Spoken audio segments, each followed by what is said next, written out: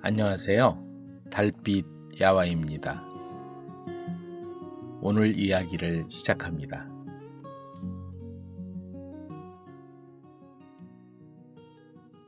도둑의 아내가 된 양반집 딸. 주막집 구석방. 희미한 불빛 아래 사람들이 모여 앉아 노름산매경에 빠져 있었다. 자, 이번에도 내가 이겼어. 이거야 정말 되는 게 없네. 그렇게 숨죽여 탄성과 탄식이 터져나왔다. 관가의 단속을 피해 주막집 뒷방에 모여 돈푼깨나 만지는 상인, 장사치, 보부상들이 엽전을 딸그락거리고 있었다. 그때였다. 관가에서 나왔다. 모두 꼼짝 마. 어떻게 알았는지 방망이를 든 포졸이 들이닥쳤다. 노름꾼들은 모두 얼굴을 쳐박고 방바닥에 엎드렸다. 불법 도박을 들켜 지체가 높든지 낮든지 고양이 앞에 쥐꼬리였다. 그런데 포졸의 행동이 뭔가 이상했다. 단속엔 관심 없고 판돈을 자루에 쓸어 담더니 내일 관청으로 나오시오 하고는 문을 박차고 부랴부랴 사라지는 게 아닌가. 노름꾼들은 이상한 낌새를 느끼고 뒤를 따라갔지만 포졸 차림의 도둑은 어디에도 보이지 않았다. 우리가 속았어. 여기저기서 한숨이 터져나왔다. 한편 판돈을 쓸어간 가짜 포졸은 내노라 하는 명문가 이대감의 서자로 태어난 칠성이었다. 어릴 적부터 글공부에 재능이 있었고 영특하기로 소문이 났지만 벼슬길에도 오르지 못하는 자신의 처지를 비관해 어느 때부터 삐딱하게 세상을 바라보기 시작했다. 서당에서 같이 글 공부하던 친구들이 하나둘씩 벼슬길에 오르자 칠성이는 술로 세월을 보내며 어미의 속을 무던히도 썩이고 있었다. 그런 칠성이를 어미가 눈물로 호소하고 달래보아도 소용이 없었다. 칠성이네는 이대감이 마련해준 집이며 논밭이 있어서 사는 데는 지장이 없었다. 그러나 칠성이는 불만을 다른 쪽으로 표출했다. 유흥에 쓸 돈이 떨어지면 한 번씩 거사를 일으켜 돈을 마련하곤 했다. 그 당시 노름으로 백성들의 생활이 흐려지자 나라에서는 노름꾼들을 색출해서 큰 벌을 내리고 있었다. 칠성이는 그날 밤에 주막에서 노름판이 크게 벌어진다는 소문을 듣고 판돈을 턴 것이었다. 불법을 저지른 돈이니 훔쳐도 괜찮아. 그렇게 합리화를 했어도 양심에 걸리는 건 어쩔 수 없었다. 포졸옷을 벗어버리고 달아나던 칠성은 밤이 깊어 외딴 주막에 닿았다. 칠성은 떨리는 가슴을 억누르며 술상을 앞에 놓고 얼큰하도록 술에 취했다. 날이 밝자마자 주막을 나선 칠성은 한적한 산길에 접어들어 노름판에서 쓸어온 돈을 펼쳐보았다. 평생 만져볼 수도 없는 큰 돈을 얻은 것이었다. 칠성은 그 길로 한양으로 길을 떠났다. 갖가지 물건과 많은 사람이 붐비는 장터에 들어서자 제일 먼저 사대부댁 자재처럼 비단 저고리와 바지 그리고 값비싼 두루마기를 사입었다. 누가 봐도 사대부집 총각이었다. 어둠이 내리자 칠성은 기생집을 찾았다. 상다리가 휘어지게 유리상이 나오고 미모의 여자가 방으로 들어왔다. 사람인가 선녀인가? 칠성은 그 여자의 모습에 눈이 휘둥그레졌다. 그렇게 술상을 거듭받고 술에 취해 하룻밤 만리장성을 쌓으려고 술상을 물리고 자리를 폈다. 그런데 여자가 흐느끼기 시작했다. 왜 그러는 거요? 칠성은 술 기운이 확 깨고 말았다. 그러자 여자는 아버지가 반역죄에 몰려 귀양을 가고 어머니는 그 충격에 세상을 떠났으며 자신은 이렇게 기생집에 팔려와서 오늘이 첫 손님을 받는 날이라고 말했다. 양반의 여식으로 태어나 기생이 된 그 여자를 보니 자신의 처지를 보는 것 같아 칠성이는 가슴 한편이 아려웠다. 아가씨 몸값이 얼마요? 칠성은 불법으로 갈취한 노름판 돈을 여자를 위해 내놓아야겠다고 생각했다. 어차피 그건 내 돈이 아니야. 그리고는 여비만 남기고 모두 여자에게 내놓았다. 이렇게 많은 돈을 왜 저에게? 처음 본 자신을 위해 많은 돈을 내놓은 칠성을 보며 여자는 놀라서 물었다. 이 돈은 어느 누구의 것도 아니요. 가장 필요한 사람의 돈이요. 여자는 그 말이 무슨 뜻인지 잘 몰랐지만 이 남자에게 자신을 맡기겠다는 생각을 했다. 그렇게 칠성은 기생집에서 여인네 손 한번 잡지 못하고 밤을 지새웠다. 다음 날 아침 몸값을 치르고 여자를 자유롭게 해준 칠성은 길을 나섰다. 그런데 뒤를 돌아보니 여자가 따라오고 있었다. 왜 따라오는 거요? 낭자 갈 곳으로 가시오. 갈 곳도 없는 몸이오니 부디 절 거두어 주십시오. 난 그럴 자격도 없는 사람이요. 둘이 힘을 합쳐 살면 잘 살 수 있을 거예요. 그렇게 두 사람은 함께 길을 떠났다. 그리고 세상에 대한 원망은 다 버리고 새 삶을 시작했다. 그들은 새로운 곳에 터전을 마련하고 어머니를 모시고 성실하게 일하며 행복하게 살아갔다. 또한 그들은 귀양간 아내의 아비 소식에 항상 귀를 기울였다. 언제라도 귀양에서 돌아오면 모시고 살겠다는 생각이었다. 어머니가 된 아내 친구. 해가 서산으로 넘어가려고 서쪽 하늘에 붉은 빛이 감돌았다. 만수는 구슬땀을 흘리며 부지런히 산길을 내려오고 있었다. 만수가 또 약을 지어오는 모양이군. 오늘은 멀리까지 갔다 오는 모양이야. 꼭두새벽에 산을 넘어가던데. 밭에서 일하고 돌아오는 두 사람이 벌써 산밑까지 내려간 만수의 뒷모습을 보며 대화를 하고 있었다. 정말 효성이 지극해. 그럼 만수는 틀림없이 하늘이 도와줄 거야. 그들은 감탄한 듯이 고개를 연신 끄덕였다. 오늘도 만수는 아버지의 약을 지어오는 중이었다. 아버지가 갑자기 병환이 나서 자리에 누운 지도 벌써 여러 달이 지났다. 효성이 지극한 만수는 좋다는 약이란 약은 다 써보고 용하다는 의원을 청해봤지만 조금도 차도가 없었다. 만수는 다리가 아픈 줄도 모르고 어서 약을 다려 아버지에게 드려야겠다는 생각밖에 없었다. 집 밖에 아내와 어린 아들이 나와서 기다리고 있었다. 여보, 늦었네요.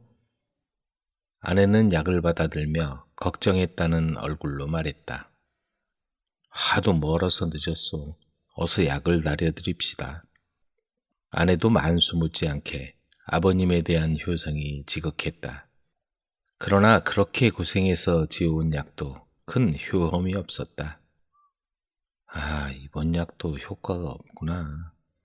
정성이 부족해서 그런가? 만수는 어느 날 심각한 얼굴로 아내를 불렀다.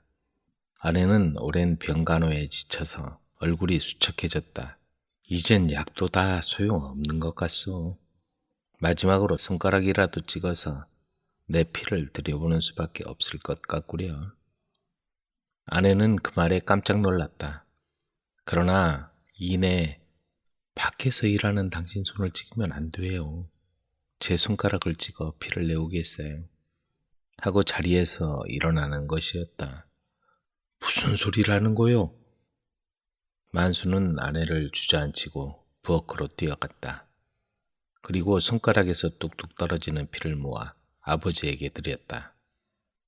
그럼에도 아버지의 병세는 조금도 나아지는 기미가 없었다. 만수는 자기의 힘이 부족한 걸 한탄하며 아내에게 말했다. 여보, 우리 힘으로는 별 도리가 없는가 보. 하늘의 도움을 바랍시다. 그리고는 뒷마당에 제단을 쌓고 어린 아들까지 셋이서 날마다 아버지의 병을 낫게 해달라고 기도를 드렸다. 어느 날이었다. 그날도 간호하다가 잠이 든 아버지를 두고 뒷마당으로 나갔다. 그 마을에는 아내와 같은 마을에 살다가 시집온 친한 친구가 있었다. 그런데 그 아내 친구는 결혼하고 얼마 되지 않아 남편이 세상을 두고 혼자 사는 과부였다. 그 과부 여인은 마음 붙일 곳이 없을 때는 가끔 만순에 와서 아내와 놀다 가곤 했다. 그날도 아내 친구가 놀러 온 날이었다. 만수는 잠깐 짬을 내서 뒷마당에 나가 아버지의 병이 속히 낫게 해달라고 빌고 또 빌었다. 그때 대문 밖에서 목탁 소리가 났다. 나가보니 늙은 스님이 목탁을 두드리며 시주를 청하고 있었다. 마음이 착한 만수 아내는 벌써 쌀 한 뒤를 정성스럽게 스님의 자루에 쏟아붓고 있었다. 스님은 만수 부부에게 고맙다고 인사하며 물었다. 보아하니 얼굴에 수심이 가득한데 무슨 걱정이라도 있어? 만수는 잠시 머뭇거리다가 자초지종을 말했다. 아버님이 병환으로 벌써 여러 달째 누워 계십니다. 온갖 약과 용하다는 의원은 모두 찾아가 보았지만 아무 효과가 없습니다. 근심이 이만저만 아닙니다. 그 얘기를 듣고 있던 스님은 머리를 끄덕이며 한동안 생각에 잠겨 있었다. 그리고는 입을 열었다. 효심이 지극하니 병을 고칠 한 가지 방법을 알려주겠소. 삼배 주머니를 만들어 긴 막대에 매달고 장독대 위에 걸쳐 놓으시오. 그리고 해가 뜨자마자 나가보시오. 명심할 건 살생은 하지 마시오. 사흘간 계속하면 좋은 일이 있을 거요. 그리고는 몇 걸음 옮기더니 뒤돌아서 아내의 친구를 쳐다보며 미소를 지으며 말했다. 허허, 이게 무슨 일인가. 부인과 이 집에 뜻밖의 경사가 있겠군요. 아내와 친구는 서로 얼굴을 쳐다보며 무슨 경사가 생긴다는 건지 의아한 표정을 지었다. 이튿날이 되었다. 날이 밝아오자 만수가 장독대로 나가보니 삼배 주머니 안에 묵직한 무엇인가가 꿈틀거리고 있었다. 그 안을 열어보니 커다란 구렁이 한 마리가 들어있었는데 입에 무엇인가를 물고 있었다. 자세히 보니 근 100년은 된 것 같은 산삼을 물고 있는 게 아닌가. 만수는 스님 말대로 구렁이를 놓아주고 산삼을 솥에 넣고 푹 고아서 아버지에게 갖다 주었다. 그리고 연이어 이틀 동안 해가 뜨자마자 나가보니 똑같은 일이 벌어졌다.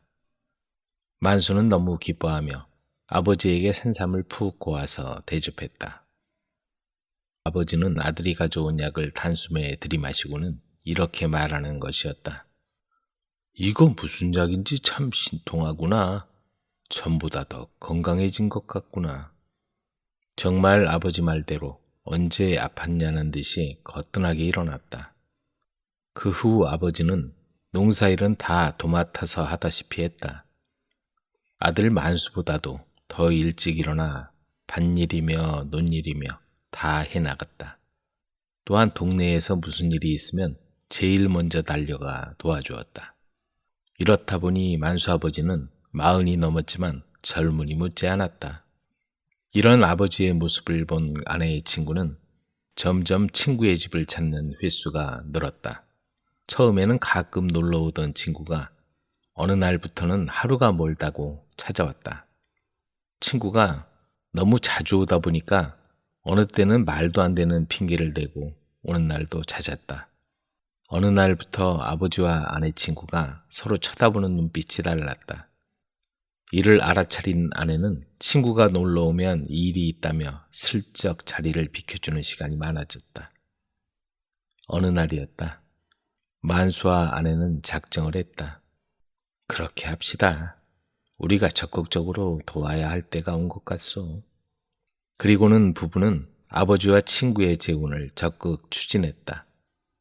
아버지와 친구는 너무 부끄러워 처음에는 얼굴도 들지 못했지만 부부의 적극적인 추진으로 드디어 꿈같은 신혼을 맞이하게 되었다. 아내 친구는 아버지와 결혼해서 집에 들어오자 손발을 걷어붙였다. 이보게, 오늘은 내가 밥을 차릴 테니 좀 쉬게나. 다음 달이 산달인데 얼마나 피곤하겠나. 아니에요, 어머님. 저는 한번 나와봐서 거뜬해요. 어머님이야말로 처음인데 좀 쉬어야지요.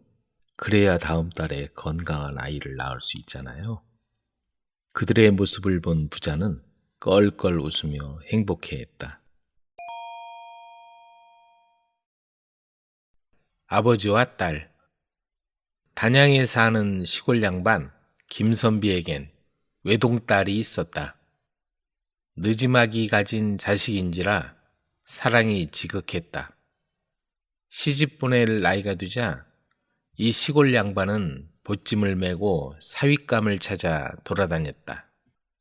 딸아이 남편감을 직접 찾아주겠다는 생각에 시작한 일이지만 어디서 적당한 사윗감을 찾을지 막막할 따름이었다. 그렇게 다닌 지 며칠째 제천 땅에 들어서 남당서원 근처를 지나는데 담 너머 글 읽는 소리가 들려 발걸음을 멈추었다. 총명하고 배운 게 많은 사윗감이 좋겠지. 그는 안으로 들어가 글 공부하는 유생들을 유심히 살펴보았다. 그런데 그 중에 유난히 눈에 띄는 총각이 있었다. 이목구비가 잘생기고 번듯한 외모를 갖춘 총각이었다. 우리 딸하고 잘 어울리겠구나. 넌지시 알아보니 그 마을 박생훈의 둘째 아들이라고 했다. 그는 그 길로 박생훈을 찾아갔다.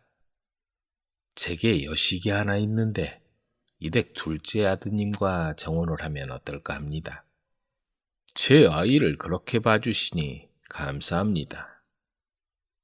두 사람은 적당한 때에 정식으로 상견례를 하기로 하고 그렇게 김선비는 집으로 돌아왔다. 다음 날 김선비가 딸아이를 불렀다. 예, 미연아. 아버지가 제천 박생원 댁 둘째 아들을 만나보고 왔다.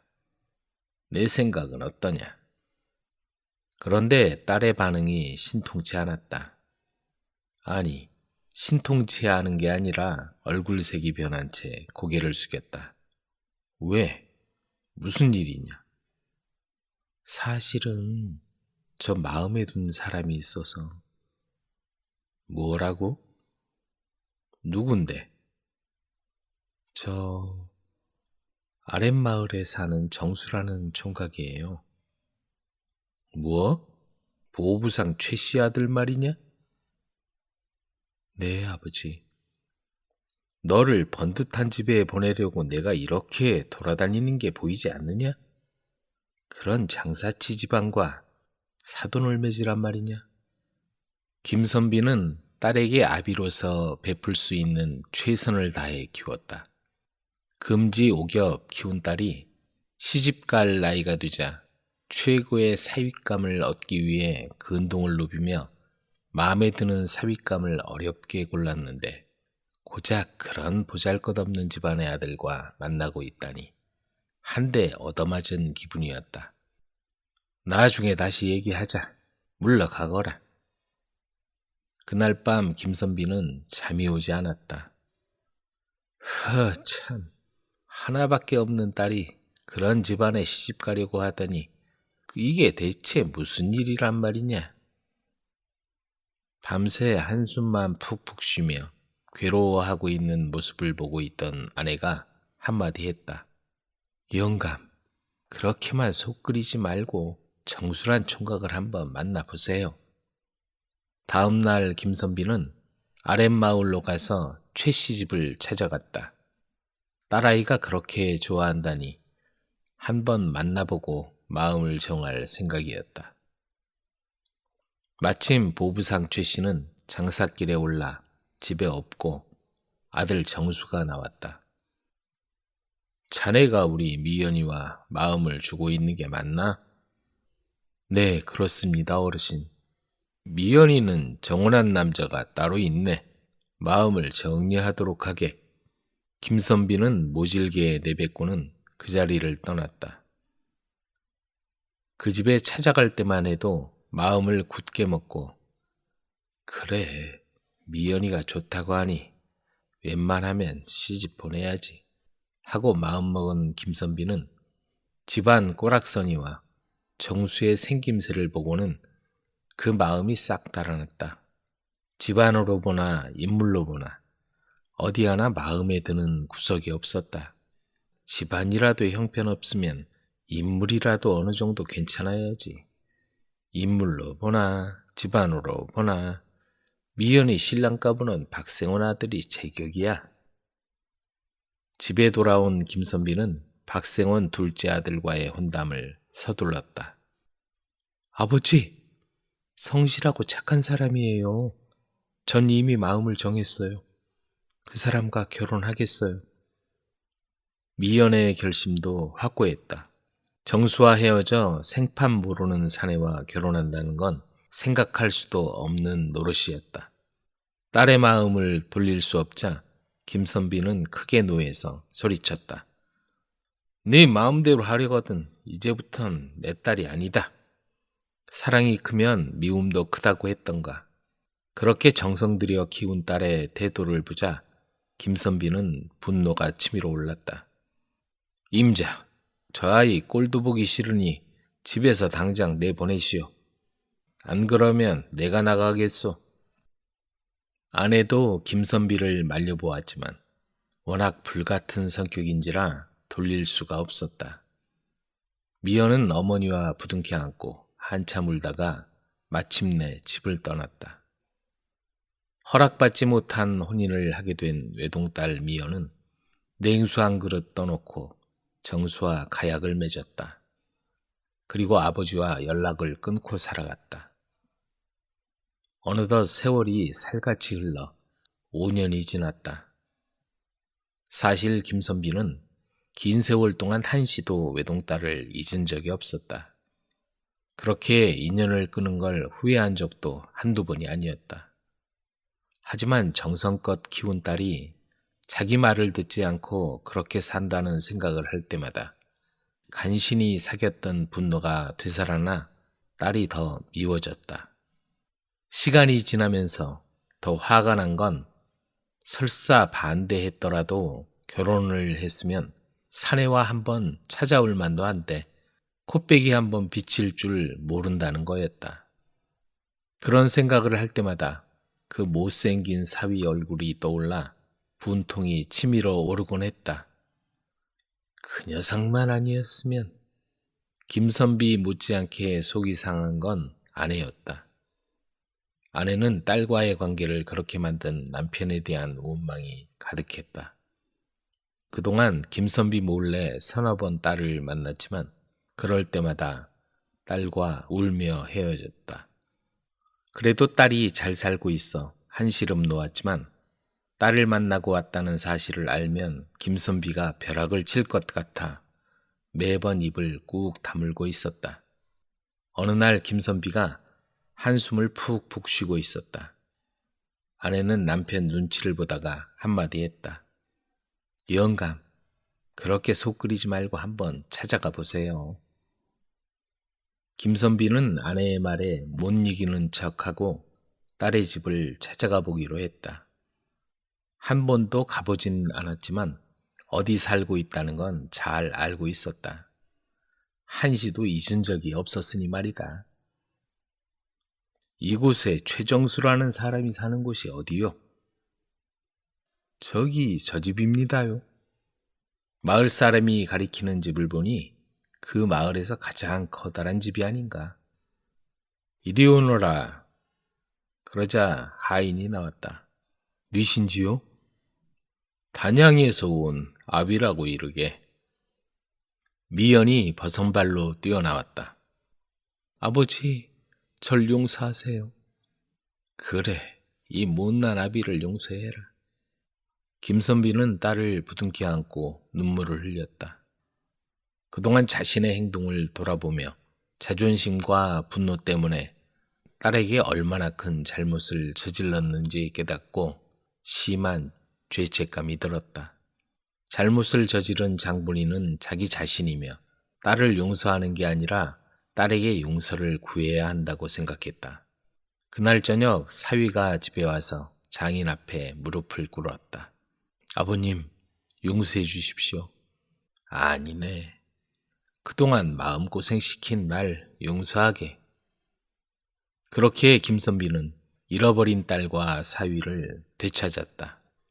사위는 장사 수완이 있어 많은 돈을 벌어 부자가 되었고 3살 배기 아들과 젖먹이 딸이 있었다. 사위한테서 극진한 대접을 받고 다음날 집에 돌아온 김선비는 이웃 선비들에게 딸과 사위 자랑이 한창이었다. 우리 딸과 사위가 최고야. 자네가 얘기하던 제천 박생원 아들은 어떻게 됐나? 아직도 글 공부 중이라는구먼. 그렇게 김선비가 딸 자랑, 사위 자랑하는 모습을 멀리서 아내가 미소 지으며 지켜보고 있었다.